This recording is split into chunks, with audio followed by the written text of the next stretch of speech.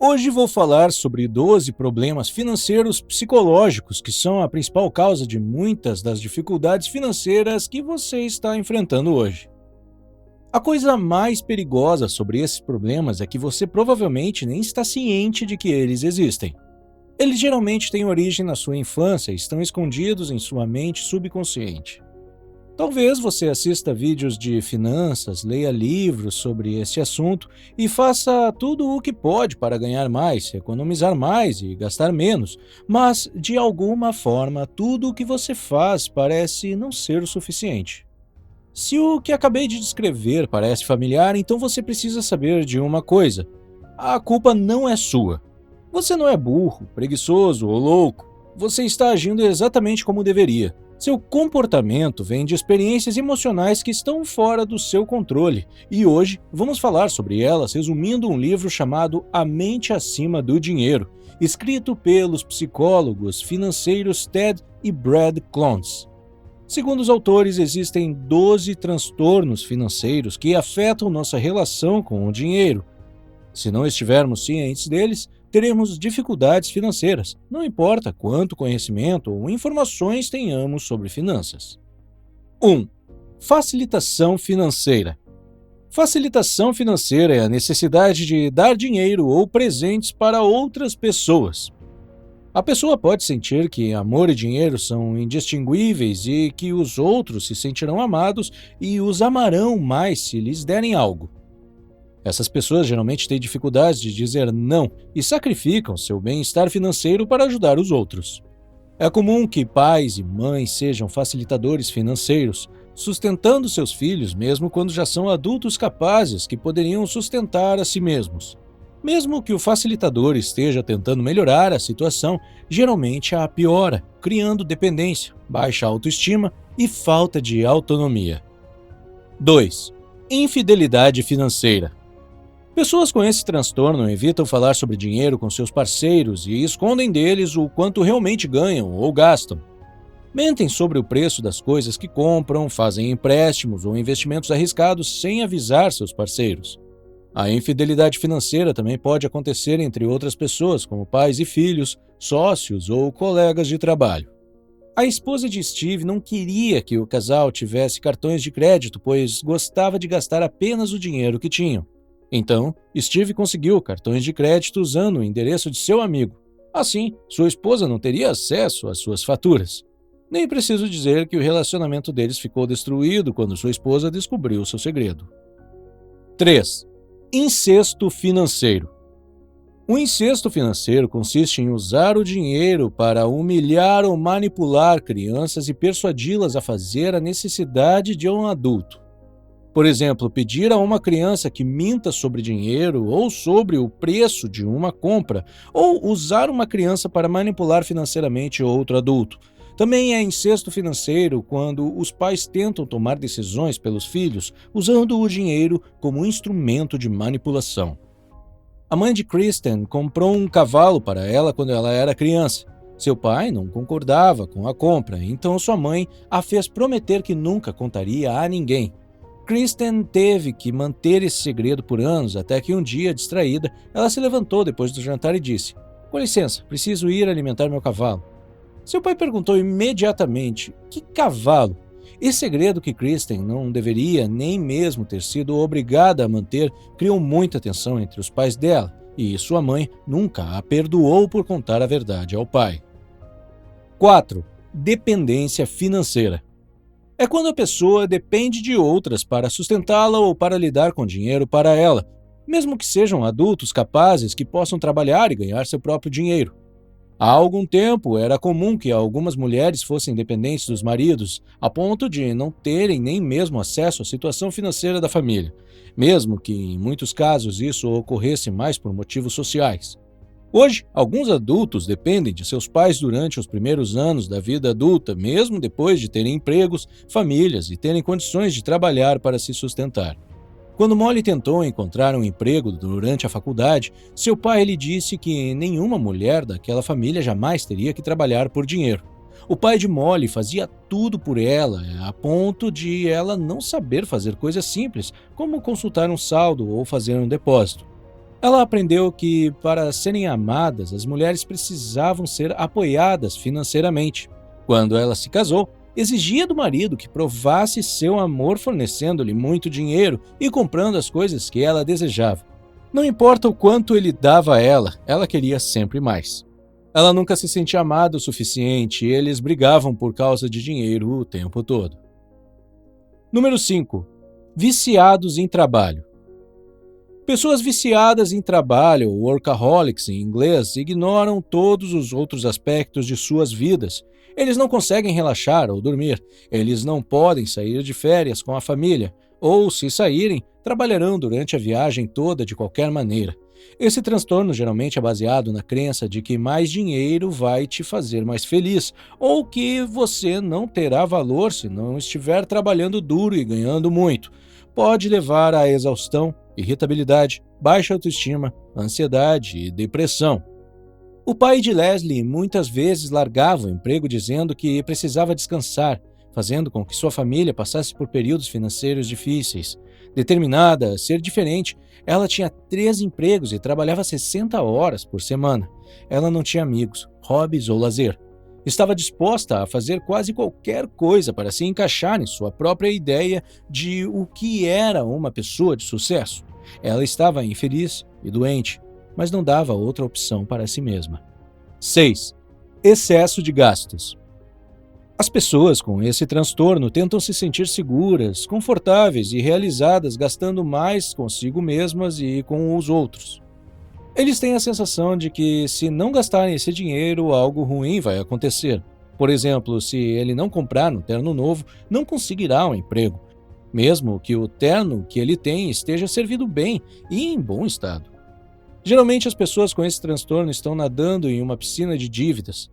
Também se sentem parte de uma comunidade com as pessoas que trabalham em suas lojas favoritas ou amigos com quem vão às compras, e isso torna ainda mais difícil se livrar do comportamento excessivo. O distúrbio do comprador compulsivo pode ser classificado dentro deste transtorno. Uma amiga de Stephanie, que herdou muito dinheiro, costumava dizer: "É só dinheiro", quando o assunto sobre a sua herança surgia. Stephanie adorava a ideia de que o dinheiro pudesse ser algo sem importância. Sentir que não precisava mais se preocupar com dinheiro lhe dava uma falsa sensação de liberdade, como se o dinheiro pudesse passar a vir automaticamente para ela. Essa ideia deu-lhe a permissão para parar de economizar e gastar todo o dinheiro que tinha. 7. Acumulação compulsiva. Os acumuladores guardam ao extremo não apenas o dinheiro, mas qualquer coisa, de papel higiênico a embalagens vazias de comida. Não importa o quão inútil o objeto pareça ser para outras pessoas, os acumuladores acreditam que precisam dele para se sentirem seguros e calmos. O acúmulo de coisas pode tornar o dia a dia do acumulador muito complicado. Em casos extremos, pode ser perigoso viver em seu ambiente abarrotado e sujo. A Grande Depressão e a guerra tornaram a acumulação um transtorno muito comum, mas experiências pessoais relacionadas à segurança e ao abandono também podem levar a esse comportamento. O comportamento de acumulação de Bridget começou quando ela era criança. Mesmo que sua família adotiva fosse amorosa, ela passou por tantos lares adotivos que não se sentia segura mais em lugar nenhum. Então, toda vez que ela tinha acesso a dinheiro, ela o escondia em vários lugares diferentes em seu quarto. Ela nunca comia na escola para que pudesse economizar o dinheiro do lanche. Ela preferia ganhar dinheiro que outros presentes para poder escondê-lo também. Não importa quanto dinheiro guardasse em seu quarto, Bridget nunca se sentia segura. 8. Correndo riscos irracionais. As pessoas que têm esse transtorno arriscam seu bem-estar financeiro em busca de ganhos maiores, mas improváveis. Eles usam o dinheiro do aluguel para apostar em uma corrida de cavalos, por exemplo. Além disso, eles podem gastar dinheiro antes de ganhá-lo. Como exemplo, temos o uso descontrolado do cartão de crédito, ou ficar super confiantes e fazer investimentos altos e muito arriscados. O jogo patológico é uma forma extrema desse distúrbio. Sempre que Stuart fazia uma escolha ruim, como comprar um carro que não tinha dinheiro para pagar, seu pai vinha em seu socorro. Ele aprendeu que não precisava ter cuidado e arriscou muito dinheiro em investimentos. E ganhou. Com a falsa impressão de que a sorte sempre estaria do seu lado, Stuart se tornou um aventureiro. Alguns anos depois, ele havia perdido todo o seu dinheiro, mas não aprendeu a lição.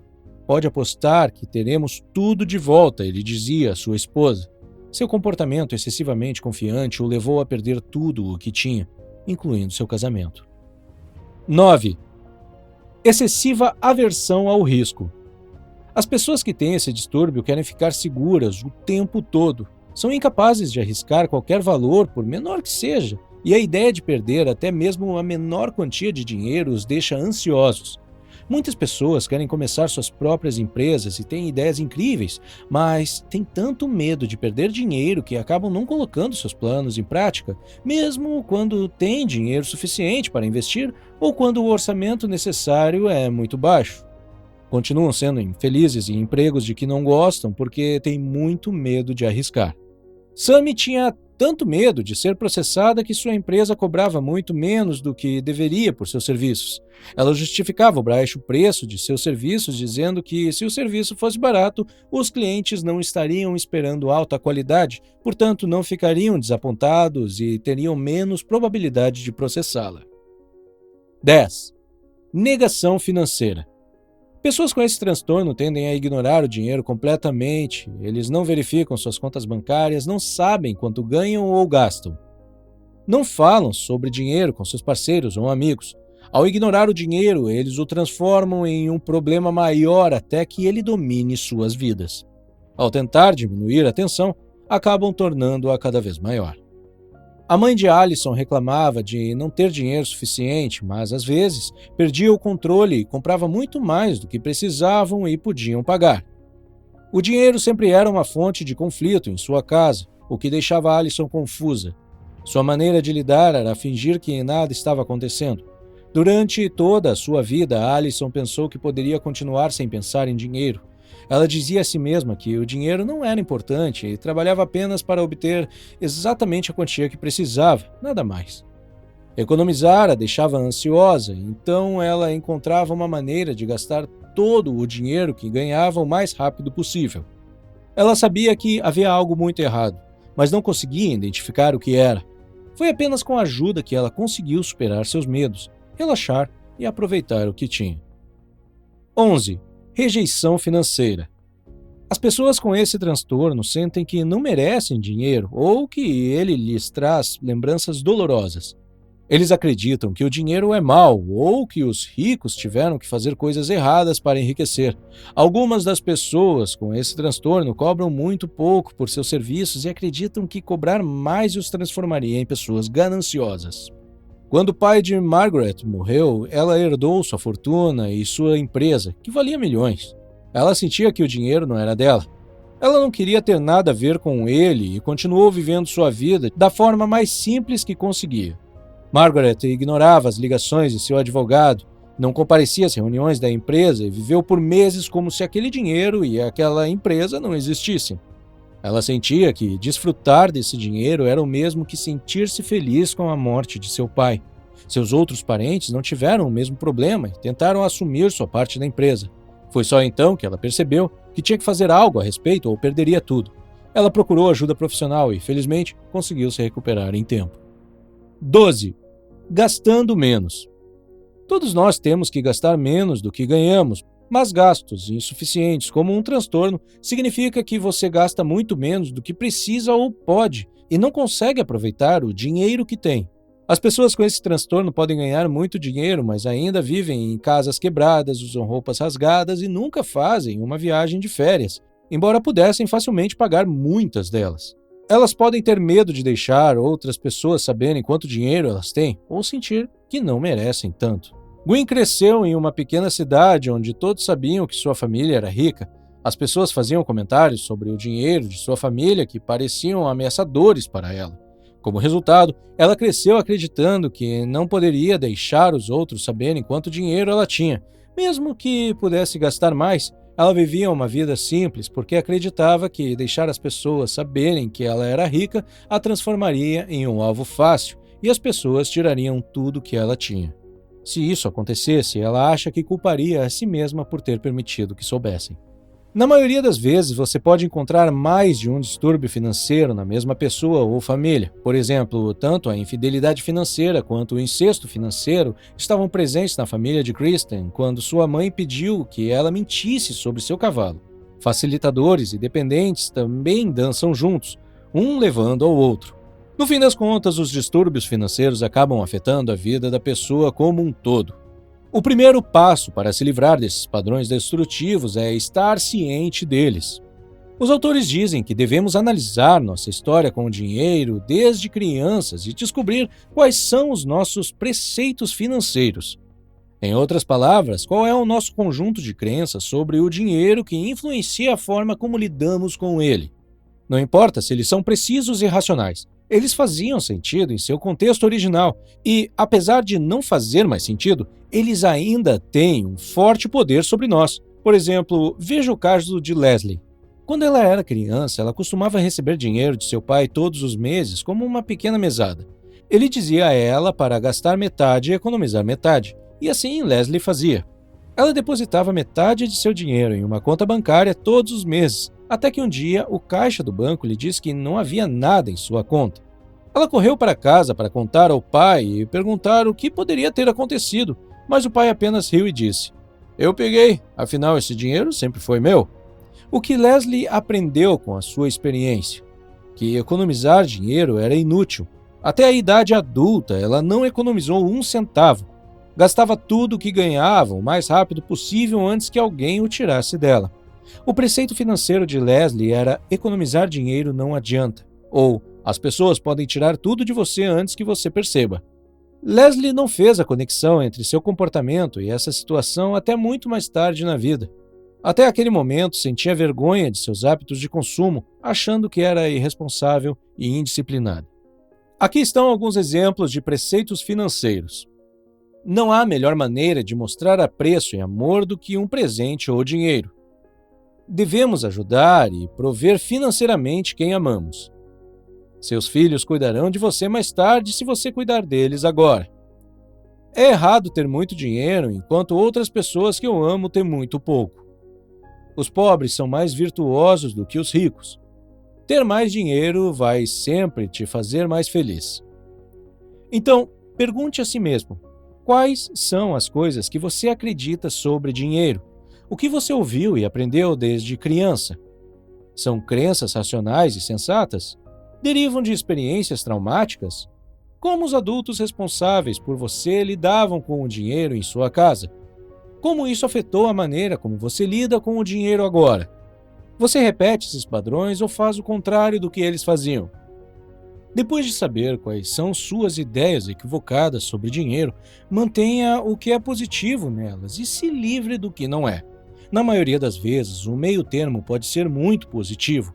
Em vez de dinheiro não é importante ou de dinheiro é a coisa mais importante do mundo, você pode ficar com dinheiro é importante, mas não mais importante que minha saúde. Repita para si mesmo até não esquecer mais. Esse será um lembrete de que você tem uma escolha. O segundo passo para se livrar desses padrões é treinar sua mente racional para assumir o controle.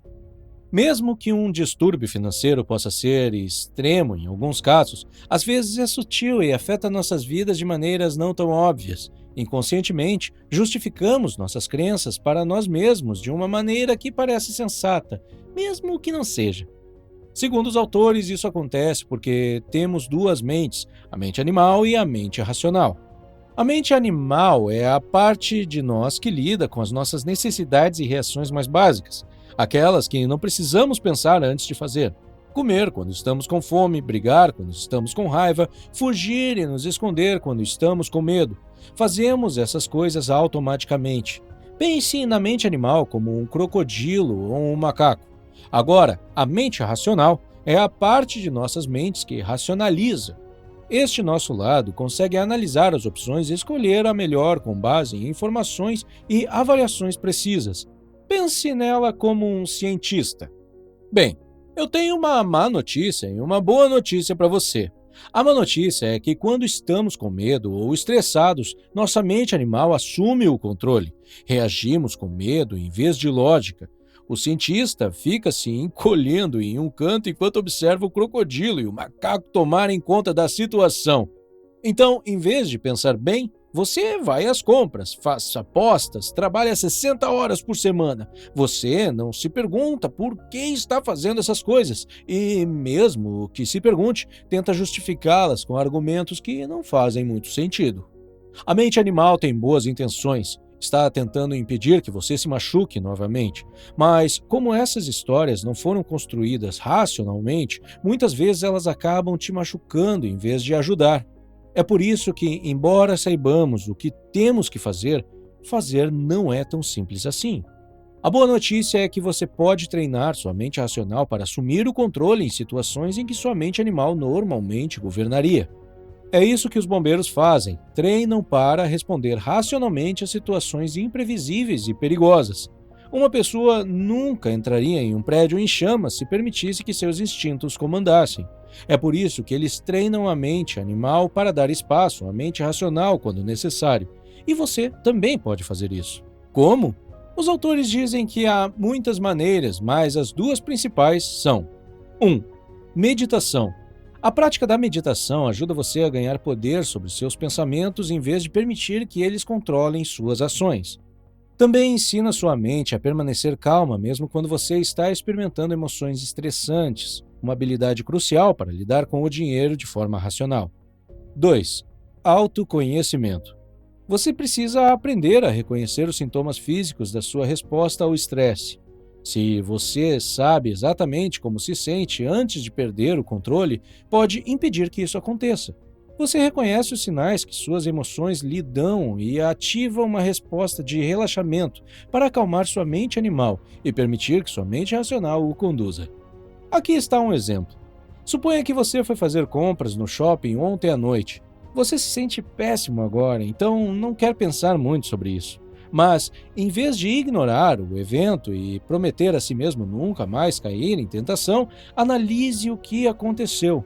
Você pretendia comprar alguma coisa? O que exatamente você pensou ou sentiu antes de perder o controle? Não se envergonhe ou se critique, apenas sente-se e deixe sua mente levá-lo a esses pensamentos e emoções. Você aprenderá lentamente a reconhecer quando sua mente animal estiver dominando sua mente racional. Quando sentir que ela está tomando conta, respire devagar. Conte até 10.